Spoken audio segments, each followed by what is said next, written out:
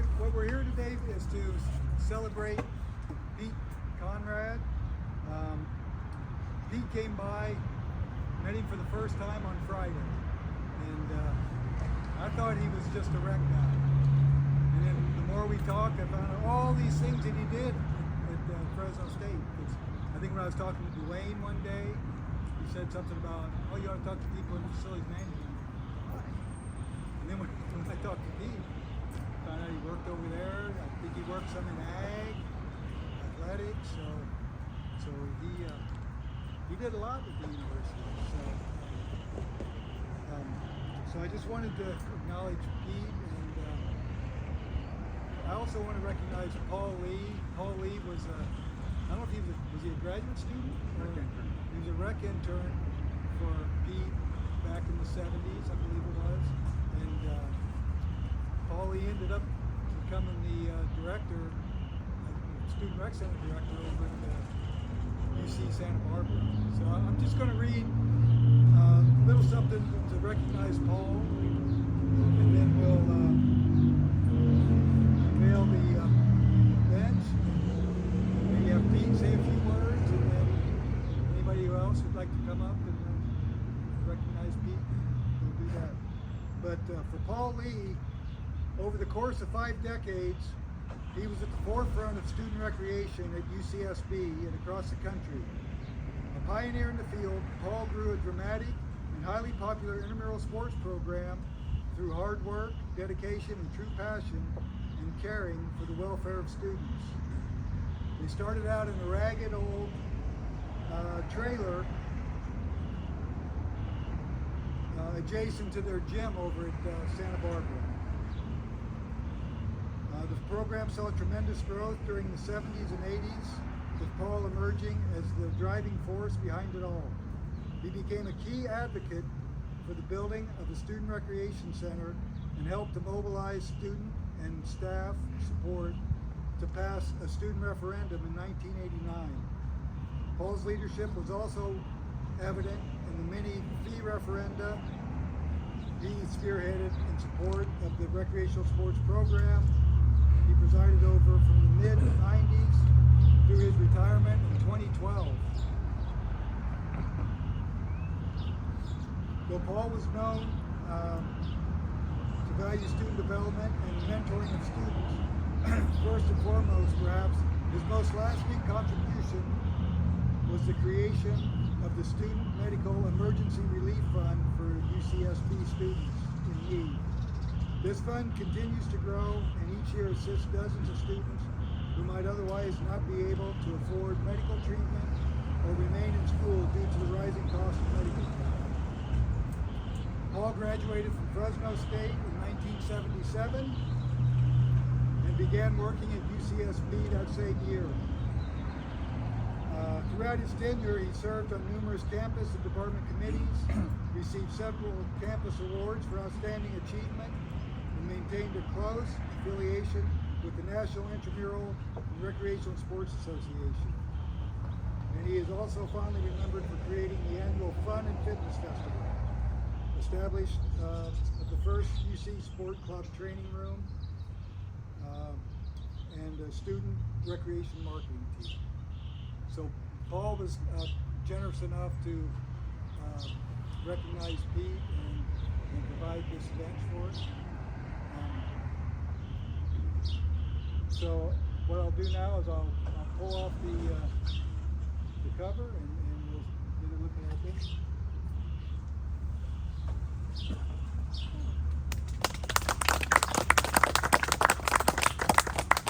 And the inscription is, in honor of Pete Conrad, a trailblazer at Fresno State in recreation and student services. Pete's vision of providing fun, fitness, and friendship lives on.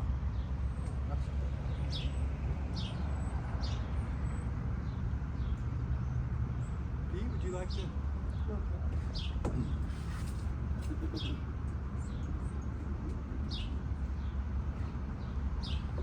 Thank you all for showing up today. Yeah, it was a long trip. And I'll let people understand what we went through at the beginning. There's a few people here, Dwayne, Ballard, Gary Nelson, early on. It actually started with me, with the athletic director at that time, who would also be the head of physical education. Wanted to hire me because I was sitting around the gym. I was taking over classes for all the football coaches, all the basketball coaches. And in that process, he said, I can't hire you. We got too many Fresno State grads here. Go somewhere else, get your master's. So I stopped in the middle of the Fresno State program, went over to Cal Poly, got my master's, came back, through the form, he actually hired me. So as part of it, I was right away realized that we needed a lot of help. And I went over to people at the rec department, and I said, you got rec interns that you're assigning across Fresno, the schools and stuff. Can I have one? And a guy named George Sattenfield was the guy I talked to, the head. And I don't know if any of you know George Sattenfield, probably don't. His claim to fame is he invented the Frisbee. And one of the first interns I had was John Bird, and I bet nobody knows who John Bird is. Gary does. John Bird was the first national champion, Frisbee champion, national championship. I have a signed Frisbee at my own building. So that's kind of what started it. Right after that, Paul Lee was one of the interns assigned. Paul was kind of timid. A lot of them that came into the program were kind of timid. I said, all right, I'm going to do whatever you think you can do. I've got these assignments, these things to do, we need to have done. And you know anything about swimming? Yeah, a little bit. All right, you're in charge of swimming. And then I would sit aside with them, tell them how we've done it before, any ideas what else to do. We reserve the pool, get the word out to kids, they get the officials, starters, get a hold of somebody on the swim team that might know about starting swim events, get them to start, and it blossom from there. You may not want to believe me when I tell you, but I've got witnesses here that back me up, Dwayne and Gary.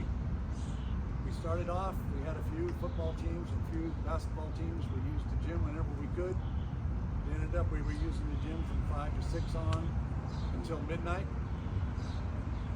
6 days a week. We had softball fields wherever the field we could get. It didn't matter where it was. If we had grass, we put a line on it. And we had softball fields. We had upwards to 140 flag football teams, 160 softball teams. And I don't know, the basketball was sitting in that range somewhere. Whenever we opened a facility, turned the light on or did something, kids showed up and we had something going on. Gary came in early on, helped me with getting officials, because you don't want to play sports if you don't have some type of officiating. People get hurt and whatever, and that helped us really get going. So again, like I say, that's 50-some years ago. So this is, to me, an honor. I never did anything for an honor. I got this and I'm very appreciative. By a young man who really did a lot of good for our program, who went to Santa Barbara, started about the same way I did, at the ground floor, and built it up, tried everything. It's one of the things I told him. Keep trying to do something until somebody tells you to stop. And he kept on going, came up with different ideas, got people to help his program, and built it up. And as Derek knows here, that Gary and I were talking earlier, we'd love to have had this facility, or something like it, that we had control of when we were there. So on a nice sunny day here in Fresno, got this award, and again, I'm humble, greatly appreciate it. Thank you for showing up. And you students that are in from the rep classes, this is what can happen. You can just go into it. Derek, and I talked to him, who's intramural director and field director, and I'm looking at all 4 of them, and I said, oh, there's me. All 4 of them. They're out here doing a great job, nice young people. And that's what you have to do. Get a positive attitude. It's never going to be perfect, but keep a positive attitude. Again, thank you for coming today. Appreciate it very much.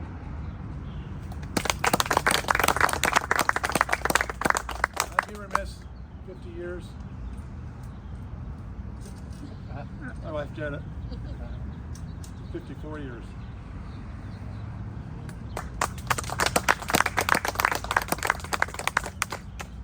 For the students especially, probably most of you, the other people sitting know this, but back in the 70s, 60s and 70s, like Pete was saying, we didn't have student rec centers like this. It was PE, or what we call kinesiology now, had it from the mornings till middle of the afternoon. Then athletics would have the gym from 2, 3 o'clock till whenever the coach decided they were done. And then the recreation programs for the general students got to come in and either use it for recreation or intramurals. And so the big boom happened in the 70s.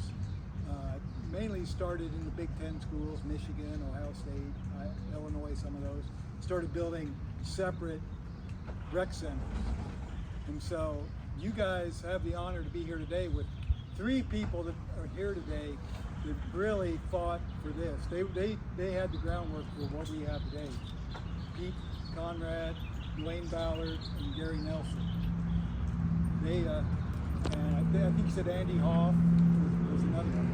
He's not here today, but those 4 people were really instrumental in at least setting the groundwork and then getting the referendum for the students to vote to have this bill. So we're lucky to have them here today because they're the ones that really set everything in motion to get this going. So to what we have today. So we really appreciate it. To these 3, but those 4 especially. I worked with Gary for several years. Gary was working in student involvement, so I know Gary pretty well. I know Dwayne relatively well, so I'm lucky to have some of that background with them. Like I said, I didn't meet Pete until Friday, so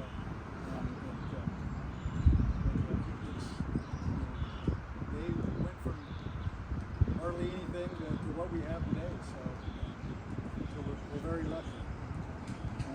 Anybody else like to say anything to Pete's honor?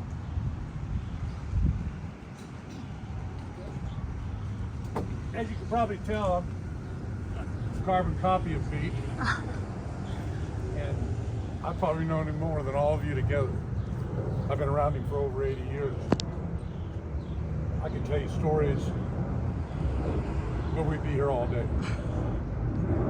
He's got a heart of gold, cares about people, cares about you, the young ones, our future. And so this honor is pretty cool. Maybe an old word, but in my world, it's pretty cool. And some of the people that he worked with are here also, so congratulate him. He's a pretty good dude. So there. I have some other stories I could tell, but like I said, we'd be here all day. I used to be a cop, and the old saying was, Pete taught him how to run, and I caught him. So it's well deserved and appreciated. So that's all.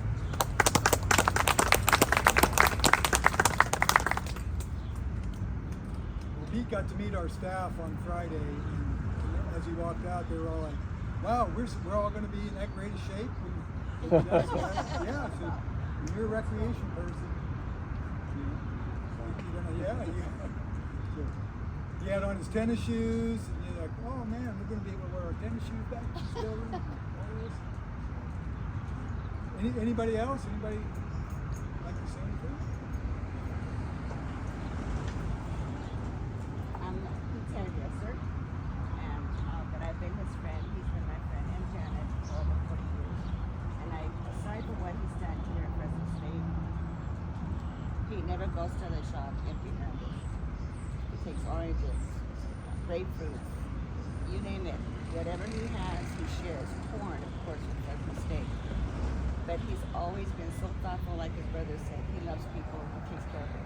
Comes out of his truck with a little bag, a little box, and sometimes even he's limping because, old age. But he never, ever stops helping people. As far as I know, he's never had a negative attitude. Always positive. And we love him, and we love Janet for sharing him with us. And I've told her that.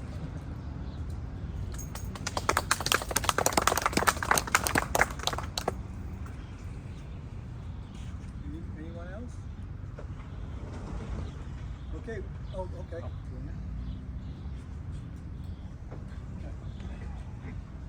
Yeah, I've probably known Pete more than longer than anybody here except Jim.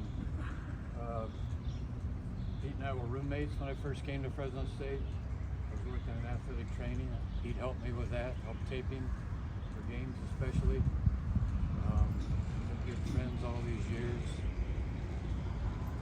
And he's been, we've talked about rec, but he's been involved with so many different areas on campus with athletics, plan off, ag. So he's had quite a career here.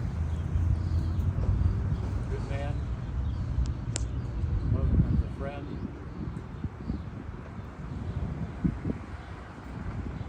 Still hanging. Old man.